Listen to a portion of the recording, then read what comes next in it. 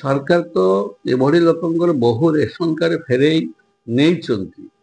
ଆଉ ଯଦି କାଁ ଭାଁ କୋଉଠି ରହିଛି ତାକୁ ମଧ୍ୟ ନେବେ, କାରଣ ଇଲିଗାଲି ଅସତ ରାସ୍ତାରେ ଯଦି କେହି ରେସନ କାର୍ଡ ନେଇଛନ୍ତି, ଯାହାଙ୍କର ଅବସ୍ଥା ଭଲ ଅବସ୍ଥା, ବିଲ୍ଡିଂ ଅଛି, ଗାଡ଼ି ଅଛି, ଚାରି ଚକିଆ ଗାଡ଼ି ଅଛି, ତ ଏଗୁଡ଼ାକ ପାଇବା ପାଇଁ ନୁହଁ କ୍ୟାଟେଗୋରୀ ଭିତରେ ଆସୁନାହିଁ, ପାଇବା କ୍ୟାଟେଗୋରୀ ଭିତରେ ଆସୁନି।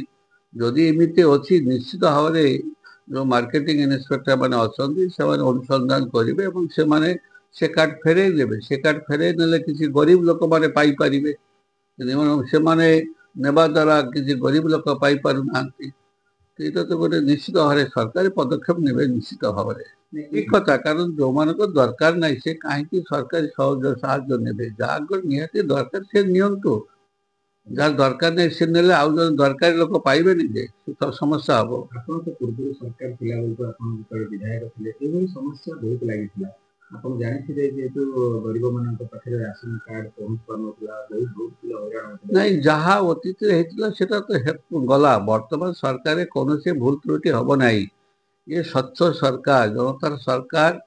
ଯଶସ୍ୱୀ ମୁଖ୍ୟମନ୍ତ୍ରୀ ମୋହନ ମାଝୀ ଦୁର୍ନୀତିକୁ କେବେ ପ୍ରଶ୍ରୟ ଦିଅନ୍ତି ନାହିଁ, ତାଙ୍କ ଜୀବନରେ ଦେଇନି। ତେଣୁକରି ଏଗୁଡ଼ାକ ଯୋଉଠି ଯାହା ଦୁର୍ନୀତି ହେଲେ ତାର ମୂଳୋତ୍ପାଟନ କରିବେ ନିଶ୍ଚିତ ଭାବରେ।